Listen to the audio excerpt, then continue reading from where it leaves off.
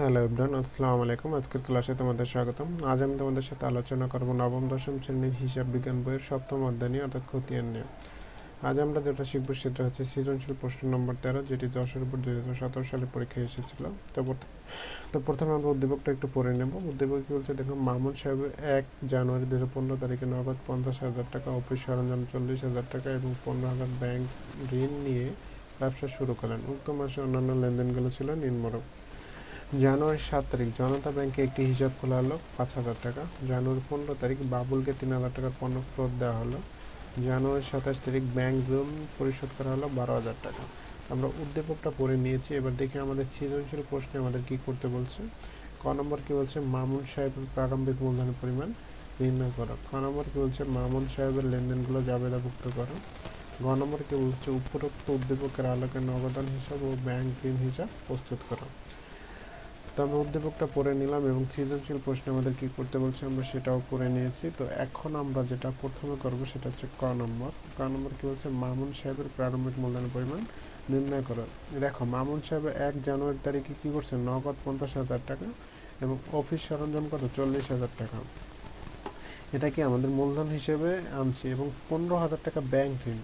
যেহেতু 15,000 টাকা আমরা ব্যাংক ঋণ করছি, এই টাকাটা কি করতে হবে, আমাদের পরিশোধ করতে হবে। তাই আপাতত দৃষ্টিতে এটা আমাদের কি মূলধন না। যেহেতু মামুন সাহেবের প্রারম্ভিক মূলধনের পরিমাণ নির্ণয় করব, তো মামুন সাহেবের প্রারম্ভিক মূলধন কত, নগদ 50,000 টাকা এবং অফিস সরঞ্জাম যে 40,000 টাকা দিয়েছে সেটাই কি আমাদের মামুন সাহেবের প্রারম্ভিক মূলধনের পরিমাণ।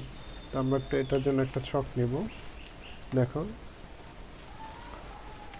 আমরা ক নম্বর হেডিং কি দিয়েছি, প্রারম্ভিক মূলধনের পরিমাণ নির্ণয়। এটা আমরা ছকটা কিভাবে নিয়েছি, তারিখ বিবরণ টাকা টাকা। তাই আমরা তারিখ দেব কত সালের, 2015 সালের কোন মাস, জানুয়ারির কয় তারিখে, 1 তারিখে। আমরা কি করছি, নগদ টাকা, সেই জন্য লিখবো নগদান হিসাব, নগদান হিসাব বা নগদ লিখতে পারি আমরা। তারপর আমরা কি আনছি, যেহেতু আমরা প্রারম্ভিক মূলধনের পরিমাণ নির্ণয় করব, এবং কি করছি, অফিস সরঞ্জাম আনছি। তো অফিস সরঞ্জাম নগদ নগদ আনছি কত টাকা, 50,000 টাকা। তো এখানে আমরা লিখবো 50,000 টাকা। অফিস সরঞ্জাম কত টাকা, 40,000 টাকা। আমি আবারও বলছি, আমরা যেহেতু মামুন সাহেবের প্রারম্ভিক মূলধনের পরিমাণ নির্ণয় করতেছি, তাহলে মামুন সাহেব আমাদের ব্যবসায় প্রয়োজনে যে টাকা প্রাথমিকভাবে দিয়েছিল সেটাই কি মামুন সাহেবের প্রাথমিক বা প্রারম্ভিক মূলধন। যেহেতু 15,000 টাকা আমরা ব্যাংক ঋণ নিচ্ছি, ব্যাংকে আমাদের পরিশোধ করতে হবে। তাহলে ব্যাংকের টাকা যেটা ঋণ করছি বা তৃতীয় কোনো পক্ষের নিকট থেকে যদি আমরা ঋণ গ্রহণ করি, সেটা কিন্তু আমাদের প্রারম্ভিক মূলধন নয়। অর্থাৎ এই টাকাটা কি করতে হবে, আমাদের পরিশোধ করতে হবে।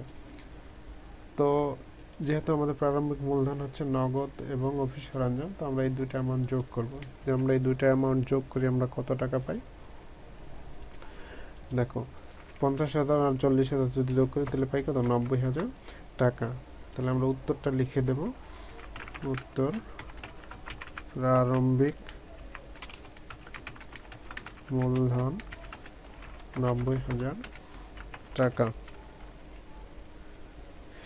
আর যেহেতু আমরা ব্যাংক ঋণ করছি, এটা আমাদের মূলধনে, আমরা দায়টা এটা কি আমাদের জন্য দায়, এই দায়টা কি করতে হবে, আমাদের পরিশোধ করতে হবে। এটা আমাদের প্রারম্ভিক মূলধনে। আবারও তোমাদের স্মরণ করিয়ে দিলাম, অর্থাৎ ব্যাংক ঋণ বা তৃতীয় কোনো পক্ষের নিকট থেকে যদি ঋণ গ্রহণ করি, সেটা আমাদের প্রারম্ভিক মূলধন নয়। যেহেতু আমরা দায়গ্রস্ত, আর দায় কখনোই প্রারম্ভিক মূলধন নয়। তো ক নম্বর আমার বলেছিল মামুন সাহেবের প্রারম্ভিক মূলধন পরিমাণ নির্ণয় করে, আমরা প্রারম্ভিক মূলধন পরিমাণ নির্ণয় করে দিয়েছি। ক নম্বর আমাদের শেষ।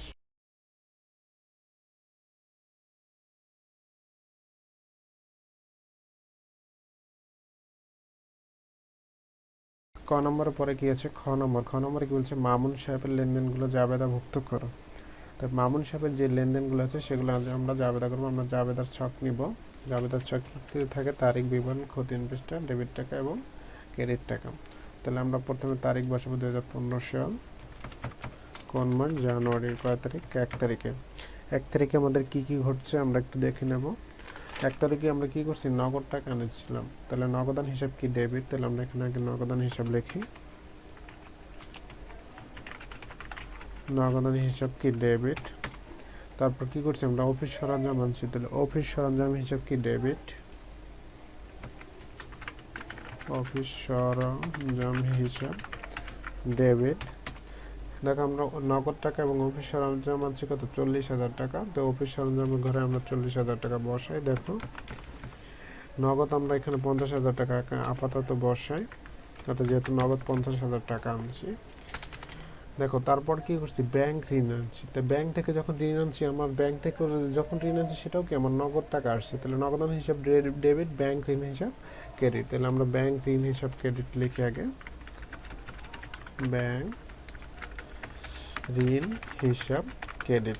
কত টাকা আনছি ব্যাংক ঋণ হিসাব 15,000 টাকা, তাহলে আমরা ব্যাংক ঋণ হিসাব 15,000 টাকা এখানে লিখবো।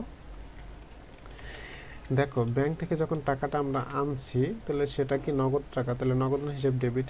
যেহেতু একই তারিখের লেনদেন, তাহলে আলাদাভাবে আবার কিন্তু নগদান হিসাব লিখতে হবে না। এই জন্য যেটা করবো যে নগদান হিসাব ডেবিট ছিল 50,000 টাকা এবং ব্যাংক ঋণ থেকে যখন 15,000 টাকা আনছি, তাহলে দুটো মিলে কি হয়ে যাবে, যোগ হয়ে যাবে, অর্থাৎ 65,000 টাকা হচ্ছে নগদ হিসাব। তোমাদের বুঝতে মানে একটু অসুবিধা হচ্ছে, তো আমি একটু তোমাদের আবার ক্লিয়ার করে দিই। দেখো এখানে করে আমি যখন ব্যবসার প্রয়োজনে নগদান হিসাব, আমরা ব্যবসা প্রয়োজনে কি যারা মামুন দিচ্ছে আমাদের 50,000 টাকা নগদান হিসাব, এটা কি আমাদের ডেবিট। আমরা ব্যাংক ঋণ আনছি, কি ব্যাংক থেকে ঋণ আনছি, তাহলে ব্যাংক থেকে ঋণ আনছে যখন সেটাও কি নগদান হিসাব ডেবিট। তাহলে নগদান হিসাবে এখানেও লিখে আবার নগদান হিসাব কত 15,000 টাকা। তাহলে দুইটা যদি আমরা যোগ করি 50,000 আর 15,000 কত হয় 65,000 টাকা। যেহেতু আমরা একই তারিখে লেনদেন করছি, এই জন্য আমরা আলাদাভাবে নগদান হিসাব দুইবার লেখার প্রয়োজন নেই, একবার নগদান হিসাব নিব। টাকার পরিমাণ কত নেব 65,000 টাকা। যেহেতু নগদ টাকা এবং অফিস সরঞ্জাম 40,000 টাকা কি করছি আমরা মূলধন বাবদ আনছি, তাহলে আমাদের মূলধন হিসাব লিখতে হবে, মূলধন হিসাব কি ক্রেডিট। কত টাকা আমরা, অর্থাৎ 50,000 আর 40,000 এটা কি আমাদের মূলধন, তাহলে 90,000 টাকা আমাদের মূলধন। তো আমরা একটা ব্যাখ্যা দিয়ে দেবো, আমরা জানি যাবে তাই কি করতে ব্যাখ্যা দিতে হবে। ব্যাখ্যাটা কি লিখবো, নগদ টাকা ও অফিস সরঞ্জাম এবং ব্যাংক ঋণ নিয়ে ব্যবসা আরম্ভ করা হলো।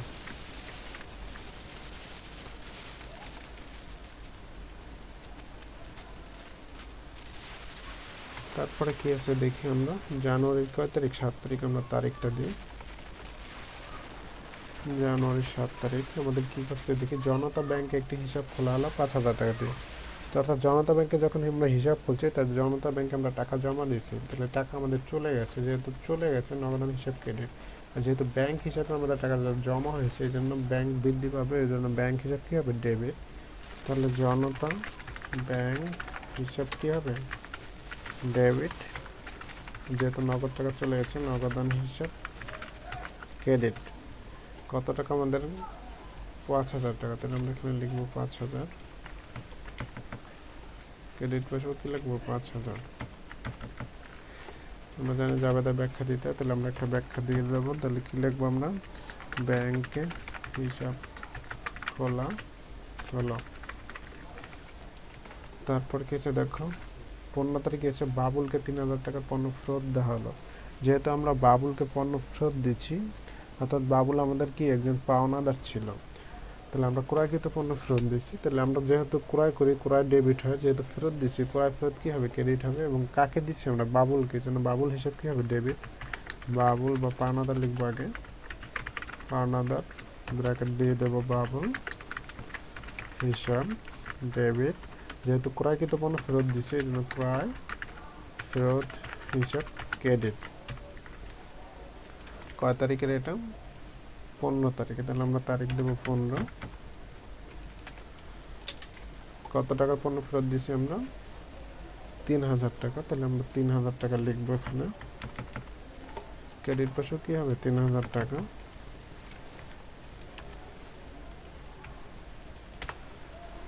দেখো আমরা ব্যাখ্যা কি লিখতে পারি, পণ্য ফেরত দেয়া হলো। যেহেতু আমরা পণ্য ফেরত দিচ্ছি, যা করেছি আমরা সেই অনুযায়ী কি ব্যাখ্যা দেবো। তুমি ব্যাখ্যা তোমার নিজের মনের মতো করেও দিতে পারো, তবে অবশ্যই ওই লেনদেনের উপর ভিত্তি করে দিতে হবে। তারপর কি আছে 27 তারিখ, জানুয়ারির 27 তারিখ কি বলছে দেখো, ব্যাংক ঋণ পরিশোধ করা হলো 12,000 টাকা। দেখো ব্যাংক থেকে যখন আমরা ঋণ আনি নগদান হিসাব ডেবিট হয়, ব্যাংক ঋণ হিসাব ক্রেডিট হয়। যখন আমরা টাকাটা পরিশোধ করে দিই তাহলে টাকাটা চলে যায়, তাহলে ব্যাংক ঋণ হিসাব কি হবে, ডেবিট হয়ে যাবে, আর নগদান হিসাব ক্রেডিট হবে। তাহলে ব্যাংক ঋণ হিসাব কি হবে, ডেবিট। যেহেতু নগদ টাকা আমার চলে গেছে, নগদান হিসাব কি হবে, ক্রেডিট। কত টাকা আমরা পরিশোধ করেছি, 12,000 টাকা। তাহলে আমরা ব্যাংক ঋণ ডেবিট ঘরে লিখবো 12,000 টাকা এবং নগদান হিসাব ক্রেডিট ঘরে লিখবো কি 12,000 টাকা। ব্যাখ্যা দিয়ে দেব, ব্যাখ্যা কি লিখবো, ব্যাংক ঋণ পরিশোধ করা হলো। দেখো যেহেতু আমাদের আর কোনো লেনদেন নেই, তখন এখন আমরা যেটা করবো সেটা হচ্ছে জাবেদাটা যোগ করব। তাহলে আমরা জাবেদাটা যোগ করলে কত পাই আমরা একটু দেখে নিই ক্যালকুলেশন করে। প্রথমে হচ্ছে কত, দেখো আমরা ক্রেডিট পাশে যোগ করি 90,000, যোগ হচ্ছে কত 15,000, যোগ 5,000, যোগ হচ্ছে 3,000, যোগ হচ্ছে 12,000, টোটাল কত 1,25,000 টাকা। তাহলে আমরা এখানে বসাবো 1,25,000 টাকা, 1,25,000 টাকা, অর্থাৎ ডেবিট পাশে কি হবে 1,25,000 টাকা। এখন যেটা করবো আমরা উত্তরটা লিখে দেবো যে আবেদন যোগফল 1,25,000 টাকা। আমাদের খ নম্বর অপশনে বলেছিল জনাব মামুন সাহেবের লেনদেনগুলো জাবেদাভুক্ত করা। আমরা জনাব মামুন সাহেবের লেনদেনগুলো জাবেদাভুক্ত করলাম। তাহলে আমাদের খ নম্বর শেষ। খ নম্বরের পরে গিয়েছে গ নম্বর। গ নম্বরে কি বলছে, উপরোক্ত উদ্দীপকের আলোকে নগদান হিসাব এবং ব্যাংক ঋণ হিসাব প্রস্তুত করো। তো আমরা ব্যাংক ঋণ হিসাব এবং নগদান হিসাবের জন্য একটা চলমান জেরসাকে করব। দেখো আমরা কি লিখছি, জনাব মামুন সাহেব খতিয়ান বই, আমরা কিসে করবো, চলমান জেরসাকে। প্রথমে কি করব, নগদান হিসাব। তো একটু আগে আমরা যে জাবেদাগুলো করলাম, এই জাবেদাগুলো থেকে আমরা খুব সহজে নগদান হিসাবটা বের করতে পারবো। আমরা একটা জাবেদা দেখি কোথায় নগদান হিসাব আছে। দেখো জানুয়ারি 1 তারিখ কি আছে, নগদান হিসাব কি আছে, ডেবিট আছে। দেখো নগদান হিসাব ডেবিট কত 65,000 টাকা, কিন্তু এর ভিতরে একটা আছে কি মূলধন আছে, আর একটা কি আছে ব্যাংক ঋণ হিসাব বিপরীত এন্ট্রি। তাহলে আমরা আগের তারিখ দিই 2015 সাল জানুয়ারি কয় তারিখ, 1 তারিখ। নগদান হিসাব যেহেতু ডেবিট আছে কত 65,000 টাকা, কিন্তু 65,000 টাকা আমরা একবারে নিতে পারবো না, যেহেতু নগদানের বিপরীতে একটা কি আছে মূলধন আছে, আর একটা কি আছে ব্যাংক ঋণ হিসাব আছে। তাহলে নগদের মূলধন আছে কত 50,000 টাকা, যেহেতু আমার 1 তারিখে নগদ টাকা ছিল 50,000 টাকা। তাহলে আমরা ডেবিট কলামে বসাবো এখন 50,000 টাকা। নগদের বিপরীতে কি ছিল, মূলধন, অবশ্যই মূলধন হিসাব লিখবো। তো যেহেতু মূলধন হিসাব 50,000 টাকা, তাহলে ডেবিট দিকে জেরে যাবে 50,000 টাকা। 1 তারিখে কি হয়েছিল, আর একটা লেনদেন ছিল 1 তারিখের কি, ব্যাংক থেকে ঋণ নিয়েছিলাম, ব্যাংক থেকে ঋণ নিচ্ছে, এটাকে এক্ষেত্রেও কি হয়েছে নগদান হিসাব ডেবিট হয়েছে। তাহলে কত টাকা ছিল 15,000 টাকা, আমরা 15,000 টাকা লিখবো। বিপরীতে এন্ট্রি কি ছিল, ব্যাংক ঋণ হিসাব।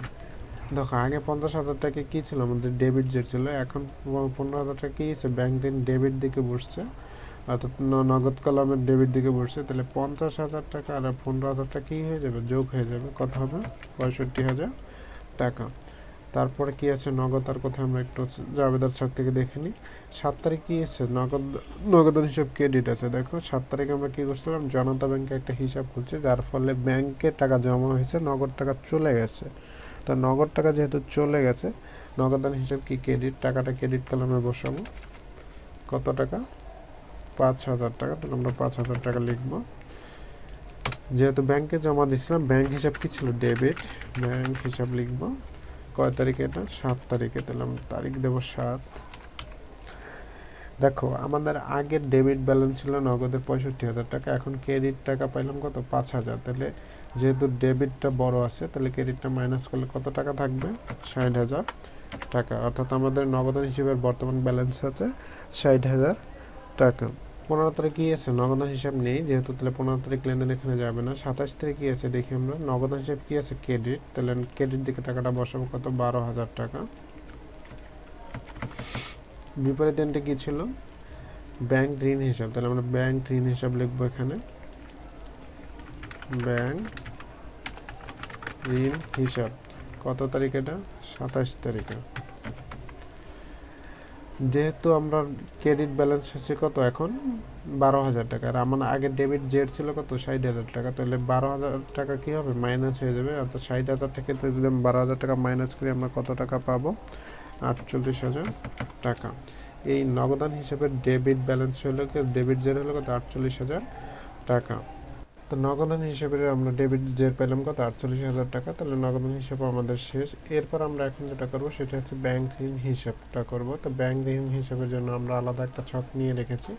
তো আমাদের যে জাবেদাটা আমরা করেছিলাম ওই জাবেদা থেকে দেখি আমাদের ব্যাংক ঋণ হিসাবটা কোথায় কোথায় আছে সেগুলো আমরা এখানে অন্তর্ভুক্ত করব। তাহলে দেখো ব্যাংক ঋণ হিসাব ক্রেডিট আছে 1 তারিখে, তাহলে আমরা এখানে তারিখ দেবো 2015 কোন মাস? জানুয়ারির কয় তারিখে? 1 তারিখে। দেখো ব্যাংক ঋণ হিসাবে আছে ক্রেডিট কত টাকা? 15,000 টাকা। তাহলে ক্রেডিট কলামে টাকাটা নেব 15,000 আগে আমরা নিই। তারপর ব্যাংক ঋণের বিপরীতে কি ছিল? অবশ্যই নগদান হিসাব ডেবিট ছিল, অর্থাৎ ব্যাংক যখন ঋণ করে টাকা আনছিলাম নগদান হিসাব ডেবিট, ব্যাংক ঋণ হিসাব ক্রেডিট লিখছিলাম। তাহলে বিপরীত ঋণটা এখানে কি লিখবো? নগদান হিসাব। যেহেতু আমরা ক্রেডিট ঘরে টাকাটা বসছে তাহলে জেরের দিকেও কি ক্রেডিট দিকে যাবে 15,000 টাকা। তারপরে আমরা ওদের আর কোনো ব্যাংক ঋণ আছে কিনা আমরা একটু দেখে নিই। দেখো যে 27 তারিখে ব্যাংক ঋণ কি আছে? ডেবিট আছে। তাহলে কত টাকা আছে ব্যাংক ঋণ? ডেবিট 12,000 টাকা। তাহলে এখানে আমরা 12,000 টাকা লিখব। ব্যাংক ঋণ যেহেতু 12,000 টাকা ডেবিট, তাহলে আমরা ডেবিট কলামে 12,000 টাকা বসাবো। ব্যাংক ঋণ ডেবিট, বিপরীত ঋণটি কি ছিল? নগদান হিসাব। তাহলে আমরা এখানে নগদান হিসাব লিখব। এটা কয় তারিখে ছিল? জানুয়ারির 27 তারিখ। তাহলে যেহেতু আগে আমার কি ছিল? ক্রেডিট যে ছিল 15,000 টাকা, এখন আমরা ডেবিট ঘরে টাকা বসলো 12,000 টাকা। এখনও কি ক্রেডিট পাশেই বড়, যেহেতু ক্রেডিট পাশ বড় তাহলে 15,000 টাকা থেকে 12,000 মাইনাস করলে কত টাকা হবে? ক্রেডিট জের কত? 3,000 টাকা। আমাদের আর কোনো ব্যাংক ঋণ আছে কিনা দেখে নিই আমরা। আমাদের কিন্তু আর কোনো ব্যাংক ঋণ হিসাব নেই। যেহেতু আর কোনো ব্যাংক ঋণ হিসাব নেই তাহলে আমরা ব্যাংক ঋণ হিসাবের ক্রেডিট জের পেলাম কত? 3,000 টাকা। তাহলে আমরা উত্তরটা লিখে দেব।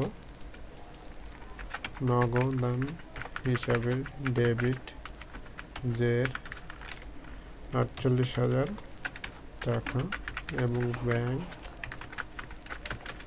ঋণ হিসাবে ক্রেডিট জের 3,000 টাকা।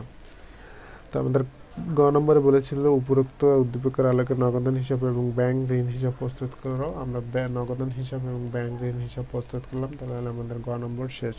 তোমরা যেটা করবে অঙ্কটা অবশ্যই বাসায় বসে প্র্যাকটিস করবো।